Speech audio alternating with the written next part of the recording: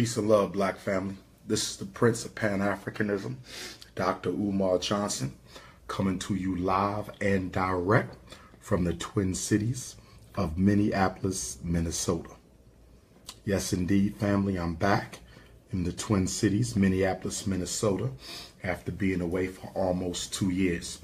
I will be speaking here in Minneapolis tomorrow night. I repeat, Dr. Umar Johnson, the Prince of Pan-Africanism, will be speaking here in Minneapolis, Minnesota tomorrow night at the Capri Theater. To all my brothers and sisters in Minnesota, come on out, show love. You should know that the tickets for children 17 and younger are absolutely free. I repeat, there is no fee for children. All Dr. Umar lectures are free for children 17 and younger. Previously, it was 12 and younger, but I need to make sure that the youth are exposed to the information. I need to make sure that the youth are exposed to the information. So all children at all events, that's tomorrow in Minneapolis, that's Saturday in Seattle, that's on the 30th in Brooklyn, New York, Fort Lauderdale, Florida, September 30th. All children 17 and younger are free. If they look older than 17, they need to have ID. If they look older than 17, they need to have school ID. We're not letting them in if they look older. So mom and dad, you need to make sure they have adequate ID or you will have to pay for them. I repeat, mom or dad, you need to make sure they have adequate ID or you will have to pay for them, because only children 17 and younger will be free. We need those funds for FDMG. We need those funds for next year's college tour. We need those funds for Team Pan-African, the National Independent Black Parent Association, and so forth and so on. So brothers and sisters, this is not going to be a very long session here. It's not going to be very long at all. We'll probably only spend about 20 or 30 minutes on this, but I needed to speak on this because I do not watch regular network television. I do not watch regular network television very much, but coincidentally, I just so happened to be watching Bill Maher's show. Bill Maher. I was watching his show. I think it's called Politically Incorrect, the Bill Maher show, whatever it's called. I just so happened to be watching that when he was interviewing a Republican senator. And I forget the senator's name. I could care less what the senator's name was. And he was asking him different questions about Donald Trump's agenda as well as the mandate of the Republican Party going forward.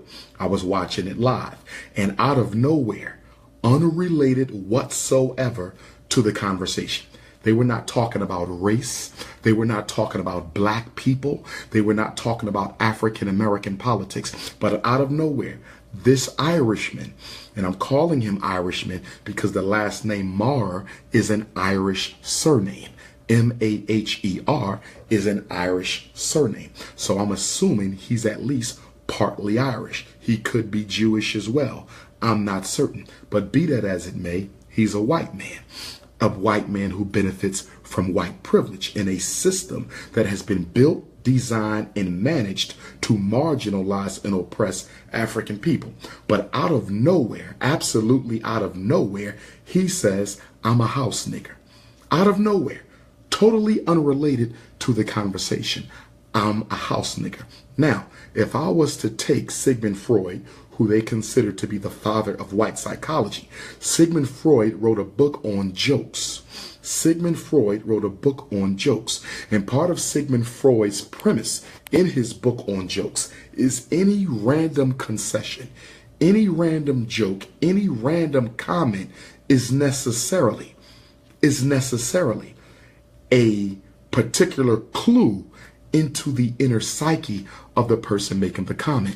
It's no different than a black man.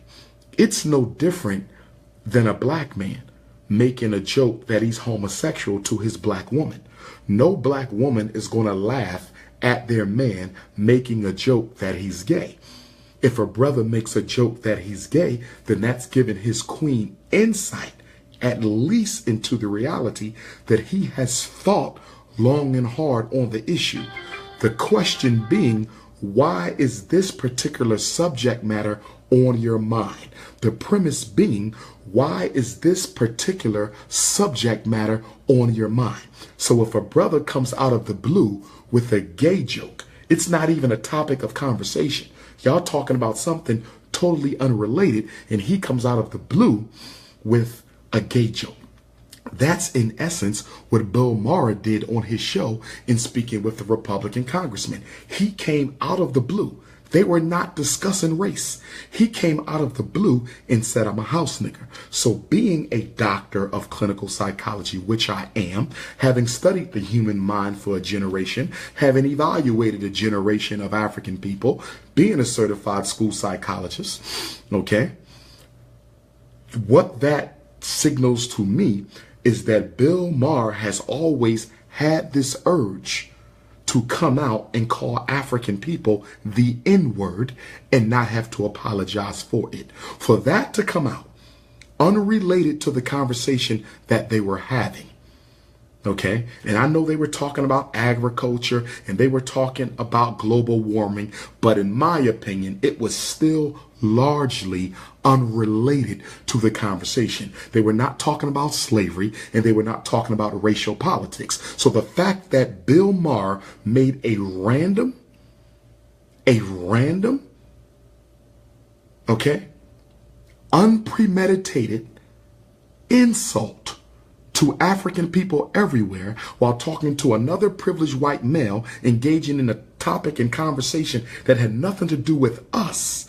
The conversation they had absolutely nothing to do with us as African people, tells me that in his psyche, subconsciously, he and his ego have been wanting to set itself free in its ability to use the N-word in dealing with black folk. In other words, he had to appease his ego by calling us the N-word, but then trying to pass it off as a joke. Okay? Now, if he is Irish and his last name suggests that he is Irish, anyone who knows the history of Irish and African people, Irish, almost more than any other European ethnic group, it was the Irish who were predominantly responsible for the lynchings of African people. It was the Irish who were predominantly responsible for the draft wars in the Civil War. It was the Irish who were at the head of the lynchings of African people in New York City during the draft riots. It was the Irish who often went to war with African men during the Civil War because they did not want us to fight in the war against the states. It was the Irish who intimidated African people away from jobs and off of their land because they saw us as competition. They saw us as competition for the place that they wanted to occupy in the American social order. So for an Irish man, given the history of oppression that the Irish people have carried out against African people, for him to make a joke about a house nigger is absolutely unacceptable. It is unacceptable to me. It is unacceptable to you. And it should be unacceptable to Ice Cube as well. And I'm going to get back to our brother Ice Cube because I do have a lot of respect for him. But I also need to clarify my brother's contradictions as well. I'm going to get to him in a minute. Now, okay, see, the question that has to be asked is who created the house nigger? So you making jokes about the house. Who created the house? Who created this psychologically terrorized black man or woman?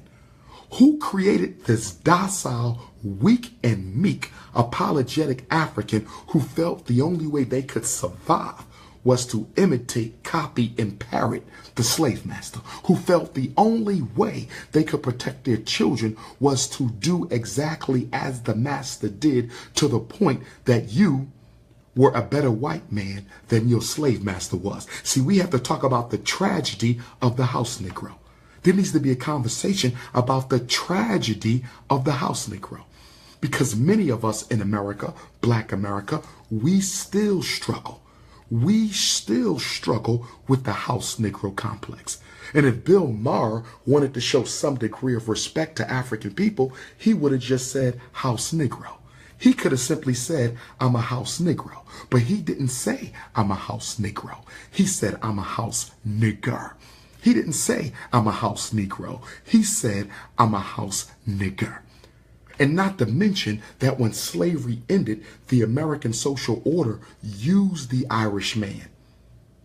The American social order legitimized and institutionalized the racist aggression that Irish people have always had and have practiced against Africans in America since the Irish showed up on the shores of America during the Irish potato famine, when Irish were dying in the thousands and they came to America seeking and searching for a better life. And once they showed up in America, they immediately went to war with us to take away the small little jobs and lackluster so-called opportunities that they felt that we had. So when the Civil War ended, the American social order gave these racist Irish.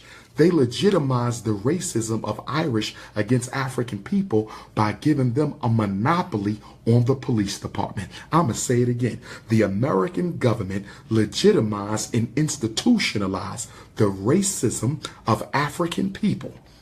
The racism they had against African people by giving them a monopoly on the police departments in this country. So whether Bill Maher is a Jew or Irish, it doesn't matter. They have all participated in the systematic oppression and marginalization of African people. I'm not going to split hairs on his European ancestry, because whether he's Jewish or Irish, they both play a part. But the last name is Irish. So if he is in fact Irish, when you look at the role that the Irish have played in the police departments in the systematic genocide of African people since the end of slavery, he should never have had the audacity to make a statement like that. But see, this begs a conversation on white privilege. This begs a conversation on white privilege. Bill Maher would have never made the comment. Bill Maher would have never made the comment unless he was certain he would get away with it. Bill Maher would have never made the comment unless he was certain that he would have gotten away with it. Now let's contrast that. Let's contrast Bill Maher's disrespectful use of the N-word unnecessarily in an interview on his show with the white senator. Contrast that with the hundreds, if not thousands, of black and white people who have been fired from Hollywood, fired from the music industry for in any way, shape, or form even slightly disrespecting the Jewish Holocaust. Look at how many people have been totally shut down, have their careers destroyed by even symbolically suggesting that they have an issue with the European people. Compare that. And then we have to compare our good brother's Ice Cube's forgiveness of Bill Maher. Now, I have a lot of respect for Ice Cube. Black man, he has taken different stands on situations. I remember when he left NWA, okay, and the Jewish media cartel tried to destroy that brother, and he stood tall. He stood tall on Rodney King. When I look at even his barbershop movies, although there's coonery in all of them, there's also a very strong social message in his barbershop movies. You know, the second barbershop talked about gentrification, very powerful. The third barbershop talked about genocide, systematic genocide against Africans, particularly in Chicago. And I really appreciated how Brother Ice Cube, I really appreciated Brother Ice Cube with how he showed the positivity of the African community in Chicago. I really appreciated Brother Ice Cube and how he showed the positivity of the African community in Chicago by highlighting how, despite all the challenges our family face in Chicago, that they continue to fight and strive for higher ground. Tremendous respect for Ice Cube. Okay, he has shown consistently in his history that he can be a stand-up black man. Now, with that being said, I don't believe Brother Ice Cube went far enough. Okay, and what I mean to say by that, and I want to be very clear to my brother Ice Cube, who I respect. And this is not only to Ice Cube, this is for all of us. This is not only for Ice Cube, this is for all of us. And what I mean to say is, brother, my brother, you do not have the right or the privilege to forgive any white person for a systematic insult or attack against all African people. I'm going to say it again. I'm going to say it again. I'm going to say it again. It is very important that we as African people understand that none of us have a right or privilege to forgive any white person for an attack or insult against all African people. You don't have that right. Ice Cube had no right whatsoever to forgive Bill Maher. I know why he did it. Because we as African people, we are a good-natured, good-hearted people. We as African people, we are a good-natured, good-hearted culture. So we believe in forgive and forget. But as our late great master teacher, scholar, warrior, and fellow Pan-African nationalist, Dr. John Henry Clark said, our humanitarianism, the humanitarianism of the African has been our greatest blessing, but it has also been our greatest downfall. I'm going to repeat it. The humanitarianism of the African has been our greatest blessing, but simultaneously, it has also been our greatest downfall. It has also been our greatest downfall. Do you really think that if Bill Maher was black and he made a joke about the European Jews, if he made a joke about the Jewish Holocaust, do you really think that if Bill Maher was black and he repeated the insults that have been used against Jewish people, if he repeated the K word that has been used against Jewish people, do you think he would have his job right now? Do you think he would have his job right now? He absolutely would not. So I submit to Brother Ice Cube, my brother, you cannot forgive him for that. You can't forgive him for that. By making a joke about that, he's making a joke. He is insulting not only the memory, he is insulting the legacy of every single African person who was victimized in the American Ma'afa. In 2 years, we will be celebrating 400 years. In 2 years, we will be celebrating 400 years of the African struggle in America. August 21st, 1619 to August 21st, 2019. August 21st, 1619 to August 21st, 2019. August 21st, 1619 to August 21st, 2019. 400 years. Currently, 398 years. You're talking hundreds of millions of Africans, not just those in slavery, but those who lived in Reconstruction, those who lived in Jim Crow, those who lived in pre-civil rights, those who lived in the civil rights era, those who suffered now, the Emmett Tills and the Trayvon Martins and the Sandra Blands. Okay? For him to make a joke like that, that insensitive, tells you the type of comments that Bill Maher must make about black people when we're not around. If he's willing to say that on network television, if Bill Maher is willing to make that type of a comment on network television about African people, imagine what he may have to say about us where we're not even around, when he's exclusively around his Irish and Jewish family. Ice Cube had no right to forgive him. He had no right to forgive him. But the other thing I want to say about my brother Ice Cube, to my brother Ice Cube, and I know he was a youth. I know he was a youth. I know he was a youth at the time. But brother Ice Cube, you have to take some responsibility for what Bill Maher did. Ice Cube has to take responsibility for what Bill Maher did. And why does Ice Cube have to take some responsibility for what Bill Maher did? Because NWA, and I grew up in that era. I'm a product of the hip hop generation. And many of you grew up in that era when NWA came of age in the mid 80s. Y'all remember that. I lived through that. Ice Cube has to take responsibility, partly, some of it. Him and NWA and the whole gangster rap movement has to take some responsibility for what Bill Maher said, because NWA led the way. Niggas with Attitudes, the rap group from Compton, led the way with the glamorization of the N-word, brother. Y'all led the movement to glamorize the N-word, brother. Y'all used that N-word every chance y'all could in that album. Y'all made the N-word synonymous with black revolution. How in the hell can the N-word, a word used to systematically oppress and marginalize African people, how in the hell can that word be turned into an instrument of revolution? Absolutely, it cannot be. You confuse the narrative. When y'all made in the N-word in a instrument of revolution, y'all confused the narrative for the black youth. Y'all confused the narrative for the black youth. The N-word ain't no instrument of my revolution.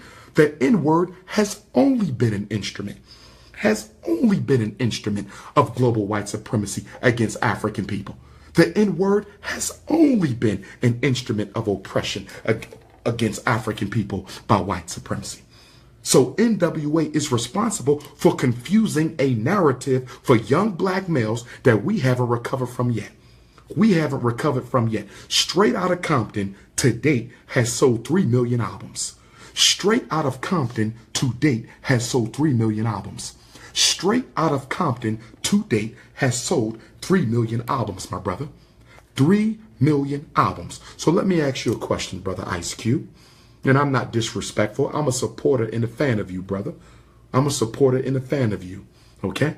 But let me ask you a question. When y'all sold 3 million albums since the day that album was released in the 80s until today, okay, several decades, not to mention a movie was just made. A movie was just made on Straight Outta Compton. And if I'm correct, don't quote me, but if I'm correct, it was white boys who wrote the screenplay for Straight Outta Compton. I hope I'm wrong, but from what I read, it was white boys who wrote the screenplay for Straight Outta Compton. So not only did y'all sell 3 million albums glamorizing the N-word, a movie was just made, and I saw the movie. And I thought it was a good representation of what led up to you all incorrectly asserting that the N-word was an instrument of black revolution. I appreciated the movie for its accuracy because it showed what y'all went through. It showed police brutality. But my brother Ice Cube and Dr. Dre, who's a multi-millionaire, who I believe could have paid reparations to the African community for the mistakes of the NWA era. I believe as rich as Dr. Dre is, he should have paid reparations to the black community of America for the impact that you all created by glamorizing and revolutionizing the N-word, which should have never been glamorized or revolutionized. Instead of building schools in the black community, instead of building hospitals in the black community, instead of building supermarkets in the black community, instead of building banks in the black community, our good brother Dr. Dre takes millions of dollars and he gives it to, what was it, University of California with Jimmy Iovine? What did you give them, $50 million, Dr. Dre? Are you serious? A filthy rich white university whose black enrollment is almost next to nothing. A filthy rich white university whose black enrollment is almost next to nothing. And Dr. Dre gives them $20 to $50 million. Okay, so they can build a state-of-the-art music department. But what about Howard University, my brother? What about Bethune-Cookman, my brother? What about Cheney, my brother? What about Lincoln, my brother? What about North Carolina State? What about Morehouse in Hampton? What about Spelman? What about all these HBCUs, South Carolina State? All these black universities that can use $20 to $50 million, and instead of giving it to us, Dr. Dre, you could have given it to Charles Drew. There's an HBCU in Los Angeles. There is a historically black college in Los Angeles known as Charles Drew University. Because I've spoken there several times. Shout out to Dr. Ernie Smith, the foremost black ebonicist in America, who hosts the annual Ebonics Conference. I've spoken there about 3 times at the Ebonics Conference. Okay? You have an HBCU in Los Angeles. Dr. Dre could have given that money to Charles Drew, the HBCU in LA, but instead you take $20 to $50 million that you owe to black folks and you give it to a racist white institution. Unacceptable, my brother. Unacceptable, my brother. Unacceptable. So all I'm saying to my brother Ice Cube is, as you chastise Bill Maher, you have to look in the mirror. As you chastise Bill Maher, you have to look in the mirror, because the NWA movement, the NWA movement is partly responsible for the normalization of the usage of the N-word in the United States and around the world. The NWA, Straight Outta Compton movement, has a serious responsibility that it must accept in the role it played to normalize the usage of the N-word in Black America, white America, and all across the United States. Those 3 million albums that y'all sold, those 3 million albums that NWA sold, who do you think bought most of them? Those 3 million albums that NWA sold, who do you think bought most of them? Those 3 million albums that Straight Outta Compton sold. I'm not even adding Niggas for Life. I'm not even adding the Eazy-E albums. I'm talking purely of the first album, Straight Outta Compton, 3 million. Who you think bought it? I'll tell you who bought it. White kids in the suburbs bought it. When we were growing up in North Philadelphia, the white boys would drive through our neighborhood. The Temple University students, the Drexel students, the University of Penn students, the LaSalle students would drive through Philadelphia bumping NWA. I still remember that as a 6th grader. I still remember that as a 7th grader. I still remember that as an 8th grader. White children bought those 3 million albums. So for Ice Cube to ask Bill Maher, why do you think it was okay to say that? Part of the reason, Ice Cube, he thought it was okay to say that because you and your group, Niggas with Attitudes, made music that was purchased by white folks to the tune of millions. Y'all made music that was purchased by white folks to the tune of millions that helped create an atmosphere where white people feel comfortable to call black people niggas. That's why he said it. That's why he said it. And you did not have any right whatsoever to forgive him for that. Because had he been black and made a joke about Jews, his show would be gone already. Had he been black and made a joke about Jews, his show would be gone already. Had he been black and made a joke about Jews, his show would be gone already. I'm just keeping it 100. I'm just keeping it 100. Because once in a while, somebody has to chastise the hip-hop community. Okay? The mainstream scholars, they don't want to chastise the hip-hop community. But I want the hip-hop community to know, West Coast, East Coast, Midwest, Southeast, if y'all Negroes is cooning, I will speak on you. Dr. Umar will speak on you, hip-hop. I will speak on you. I will speak on the fact that y'all go to nightclubs and spend hundreds of thousands of dollars on malt liquor, but our children ain't got no schools. I will speak on the fact that you Negroes will brag about owning 10 and 20 cars, but we ain't got no hospitals. I will speak on this fact that you Negroes consistently, in your videos, consistently sexually objectify black women almost as bad. In the hip-hop videos of today, you black men systematically sexually objectify black women almost as bad as the white man has ever done. And you consistently discriminate against brown and dark-skinned black women in your music videos. I'm talking every last one of you. Rick Ross, Jay-Z, Kanye West, Lil Wayne, whoever you want to name. Jeezy, whoever you want to name. And I respect all of you as black men. But something got to be said about the fact that our leading hip-hop artists got a problem with having dark-skinned women in the rap video. I'm going to say it again. Our leading hip-hop artists got a problem having dark-skinned black women in the music video. Okay? When I look at the trajectory of hip-hop, and when I look at the evolution of hip-hop from the 70s, my birth decade, until now, and I've lived through it all, I have consistently seen the skin tone of black women get lighter and lighter and lighter in these hip-hop videos, to the point now you have rap videos with all white women. You have rap videos where you have more white women in the rap video than you have black women in the rap video. How you gonna tell me you keeping it real? How you gonna tell me you keeping it gangster? How you gonna tell me you keeping it from the hood and your video got more white women in it than black women in it? Come on, brothers. Come on, brothers.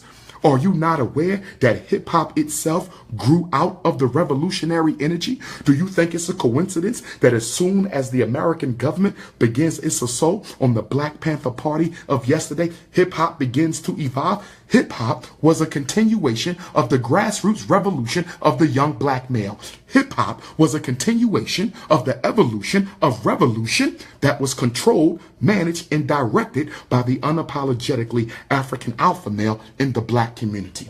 I'm speaking facts. I'm speaking facts. So to my brother Ice Cube and to all my other hip hop brothers, the OGs and the young men, the OGs and the young men, the OGs and the young men, I challenge y'all. I challenge y'all to put some black, dark-skinned women in your video. I challenge my brothers. And I respect all of them. Jeezy and Rick, Wayne, I respect all you brothers. I respect all you brothers. T.I., I respect all you brothers. East, The Game, 50, I respect all of y'all.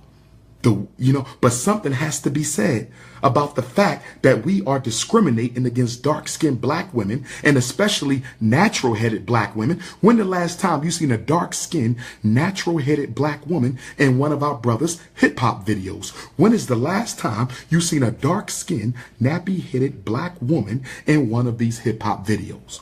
I'm going to call a spade a spade. I'm going to call a spade a spade. I'm not one of these scholars who's scared to check the hip-hop generation. Y'all not above criticism, family. Just because you're a rapper, y'all not above criticism. You see, what happened was in the 1980s when C. Dolores Tucker, rest in peace, and others had their campaign against gangster rap. And the black church had their campaign against gangster rap. They got bought out by the music industry. The gangster rappers and the record labels that produced them started paying off the black church. That's why the black church don't stand up against gangster rap, because the black church is a money-making institution. The black church ain't about Jesus. The black church is about cash.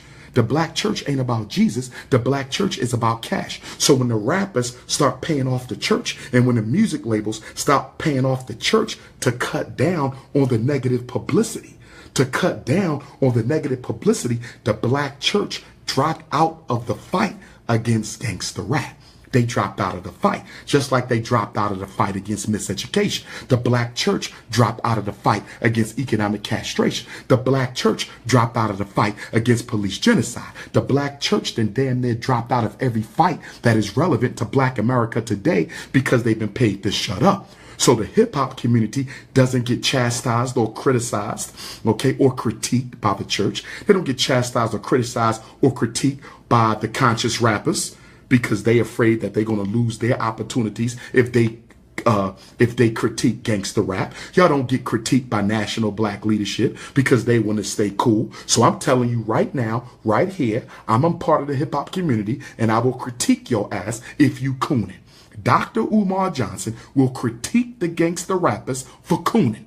So I'm challenging y'all, every last one of y'all, put some black women in them damn videos and show black women doing something other than shaking their ass. Show black women doing something other than shaking their ass. Put some dark-skinned sisters in them videos and put some nappy-head sisters of any complexion in those videos.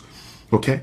We should see black women of every color. And I want my lemon sisters and butter almond and butter pecan sisters to understand that Dr. Umar is not discriminating against you. I'm not saying you shouldn't be in the video.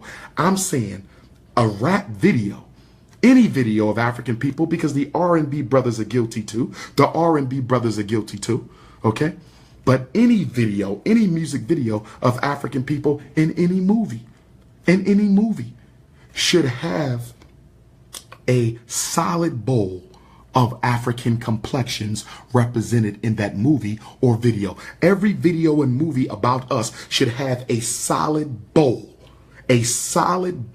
of different complexions representing every single skin type in the African diaspora. There should be super yellow, there should be brown, there should be tan, there should be mocha, there should be blue, black, purple. We should have every single color represented in every single video. I'm getting sick and tired of only seeing super light, and now y'all don't even have the light skinned sisters in there. Y'all got white women in there. You cooning. Stop cooning and stop playing up to the European white supremacist narrative that beauty can only come in a light skin and a skinny body. I said stop condoning, reinforcing, and reiterating the European narrative that beauty in a woman can only come from a sister who is light, bright, and damn near white with straight hair. Cut it the hell out. Which one of you rappers going to give us a video respecting black women? I need you to take Tupac, Dear Mama, to a whole nother level where we're going to see every type of black woman in there. From super skinny to full-figured, from chocolate to permed out to nappy-headed. Show me that. Since y'all so gangster, represent us the way we supposed to be represented. Since y'all so gangster, represent us the way that we need to be represented. And I'm not disrespecting my brothers. I'm challenging my brothers. I'm not disrespecting my brothers. I'm challenging my brothers. But y'all been cooning for a long time. And I've been falling back. I ain't been saying much about the hip-hop cooning. I done fell back. I ain't been saying much because a lot of y'all support me. A lot of the hip-hop community, y'all support me and y'all watch me. But damn it, that ain't enough no more. It's time for you to become unapologetic because we at war. Supporting me ain't enough no more, hip-hop community. You got to become unapologetic. You got to become unapologetic. And as far as you hip-hoppers who ain't got black women, I don't give a damn about you. I have no respect for you. I have no respect for you. You running around here pushing an inner city rags to riches narrative with a white or a Chinese woman on your arm. I ain't got no respect for you. I ain't got no respect for you. Okay? Ice Cube, you got to be held accountable too, brother. Ice Cube, you got to be held accountable too. Your barbershop movies. You running around with with light, bright, damn near white too. Where the chocolate sisters in barbershop, Ice Cube? Where are the chocolate sisters in barbershop, Ice Cube? The only time you had a chocolate sister was the second barbershop, wasn't it? Yeah, it was the second barbershop where the brother from Africa, who you clown as being some type of umfufu, the African brother in the second barbershop, or was that the first barbershop? It might have been the first barbershop, who you clown as being some kind of umfufu. He ended up dating a beautiful, richly melanated, naturally haired black woman, but she was kind of made mockery of. She wasn't projected in the barbershop movie as a beautiful black woman. You patronized her. They were the laughing stock of the movie, the richly melanated, dark-skinned African couple. The brother, y'all know who I'm talking about, the brother who worked in the shop and then he started dating the sister. Why did they have to be clowned? Why did they have to be projected as something other than attractive? So Ice Cube, you got to deal with the racism in your own movies, bruh. I love what you did because most black men in the entertainment industry would not have done what you done. I'm glad you stepped up and asked Bill Maher, why do you think that was cool? I appreciate what you did, and we should all appreciate what Ice Cube did because a lot of people wouldn't have done that. So I respect you, brother. You got a black wife, you understand, who you've been committed to for years. In many respects, you are a very good example of what our young men to aspire to. All I'm saying, bruh, is check your contradictions. All I'm saying, bruh, is check your contradictions. NWA is partly responsible for Bill Maher feeling comfortable enough to use the N-word. That's what I'm saying. And I'm saying you should have never forgave him because if he was black and he made a joke about Jews, he would have never been forgiven. And I'm saying that you have to check the racial symbolism in barbershop, in the excessive use of stereotypical images and allegory and metaphor in your own movies. Like I said, Barbershop 3, I love the social messages in Barbershop 3. I think that joke that you let Anthony Anderson make about Maya Angelou, that shit was unacceptable, bruh. That joke that you let, when you said Maya Angelou, and he said the big titty bitch from high school, are you kidding, fam? Are you kidding, fam? You damn near needed to be boycotted for that shit. I don't want to see that in no more barbershops. You don't make a joke about any great ancestors again like that. That woman is deceased with a family. A big titty bitch, that is acceptable? That should have been edited out, brother. And if you respect your people as you claim to, you will edit that shit out of that DVD. So any more barbershop threes that are sold back in business, nobody will see that. Our children do not need to see a movie by a black film producer making mockery of Maya Angelou. Who you talking about? The big titty bitch from high school? Come on, fam. Come on, fam. We should have never heard that. Come on, fam. And Anthony Anderson, I would expect some shit like that from you, a Negro with a show called Blackish, where you cooning with stereotypical images about black folks. I mean, I know we chasing money, but we got to have some damn principles. What happened to principles over profit? That's what's wrong with black America now. Everybody chasing money. Ain't nobody standing for shit. And I ain't just talking about the celebrities. I'm talking about all of us. I'm not just talking about the celebrities. I'm talking about all of us. We don't stand for nothing no more. It's all about $1. It's all about 50 cents. It's all about money. When we gonna stand for some shit? When we gonna stand for some shit? And then the other piece about your son having locks in his hair, and the movie ends when you finally cut the locks off. Come on, bruh. Locks is a traditional African hairstyle. Come on, bruh. Do your research on traditional African hairstyle. Don't target traditional African hairstyle in your movie while you promoting weaves and perms. Don't target traditional African hairstyles in your movie while you promoting weaves and perms. Don't criticize locks in your movie while you promoting weaves and perms. I'm just trying to keep it 100. Ice Cube told Bill Maher, he said, we own the word. Y'all can't use it no more. We own it. I understand you, but brother, we don't want that word. We want to bury that shit. I don't want to own that. I want to bury that damn word. We don't want to own the N-word. We want to bury it. We shouldn't be using it either. And I got to hold myself responsible because I've used it. We all have used it. And we got to work to get that out of our vernacular because it ain't acceptable. I got to bury it too. We all got the, but don't ever tell white folks we own it. We took it from y'all. It ain't good for us to use it no more than it's good for them to use it. We got to eliminate that. It ain't good for us to use it no more than it's good for them to use it. We got to eliminate that. We got to eliminate that. Okay? And I want to challenge my brother Ice Cube, who I respect. Okay? I thought he did a good job because, like I said, most black men in Hollywood wouldn't have went that far. Most black men in Hollywood wouldn't have went that far. Don't forgive him no more, though, bro.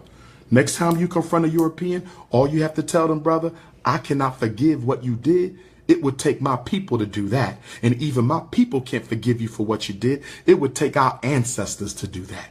Let them know we a family. We a family. I can't forgive you for using the N-word. Because there's people in my race who've been victimized for that for hundreds of years. Until they forgive you, I can't forgive you. It's just like when black people running around telling white folks we forgive you for slavery. Who the hell are you to tell white folks we forgive them for slavery?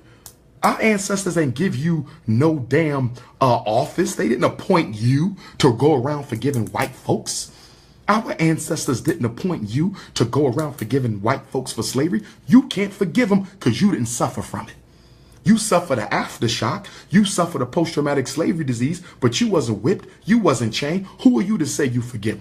That's like I get robbed and you gonna forgive the person who robbed me. Did they take your shit or did they take my shit?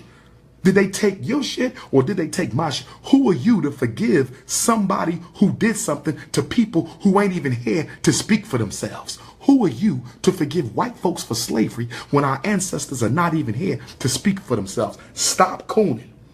Stop cooning. But I do want to challenge my brother Ice Cube with this, though.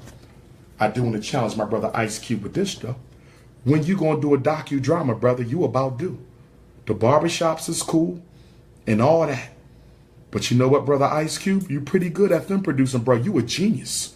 The way you be weaving storylines into your movies, Ice Cube is a genius when it comes to film production.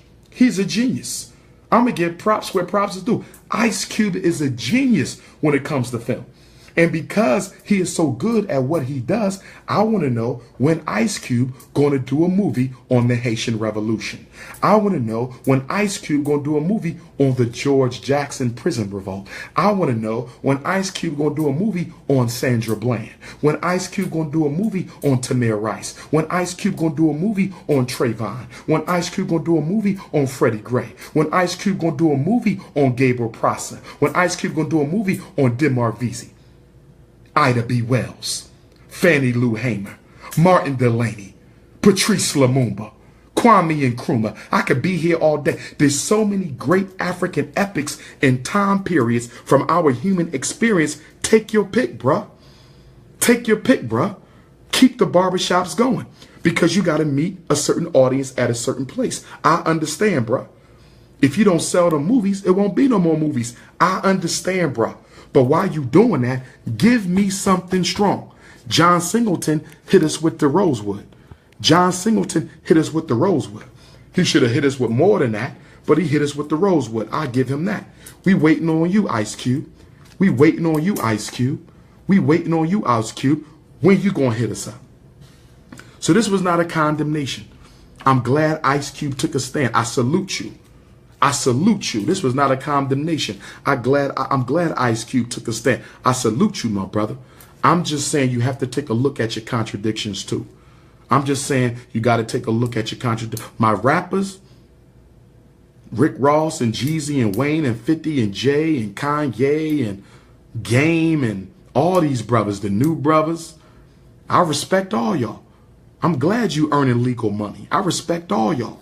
I'm glad you earning legal money, but now, bruh, y'all got to start putting out some socially conscious music. That next T.I. album, I want to see something socially conscious. That next Rick Ross album, I want to see something socially conscious. That next Lil Wayne, I want to see something socially conscious. That next Jay-Z, that next Jadakiss, that next Lox album, I want to see something socially conscious, bruh. Give me a video with chocolate women with nappy hair. Give me a video with chocolate women and nappy hair. That's all I'm saying. That's all I'm saying. I salute you and I sit down. I salute you and I sit down. This is the Prince of Pan-Africanism live, Minneapolis, Minnesota, Twin Cities. I'm in town. I will be speaking tomorrow night at the Capri Theater. Doors open up at 4, lecture at 6, book signing at 8:30. Doors open up at 4, lecture at 6, book signing at 8:30. You can get your tickets at the door. You can get them online. princeofpanafricanism.eventbrite.com. Seattle, I will see you Saturday. Seattle, I will see you Saturday. I got to fly back to Philly. I was invited to a special sneak preview by the producers of the Tupac movie, All Eyes on Me. There will be a special sneak preview for certain leaders and organizers in the black community. And I think I'll be asked to give my assessment of the movie. And all I'm going to say is I hope they did not disrespect Tupac's legacy. Because as Tupac, someone who considers Tupac to be the greatest of all time, someone who considers Tupac to be the most revolutionary conscious rapper of all time, okay, he was my own personally favorite rapper, okay? I hope y'all didn't coon Tupac's image. Because if y'all cooned his image, when those newspaper reporters ask me what I think, I'm going to keep it a buck. I'm unapologetic. My community expects Dr. Umar to give the truth as unapologetically and as undiluted as possible. And that's exactly what I'm going to do. So I hope y'all didn't coon Tupac. I hope y'all didn't coon Tupac. Okay? So I'm looking forward to seeing the Tupac movie and the sneak preview. And then I'll be right back on my way to Seattle. Minneapolis, stand up. I will see you tomorrow. One love.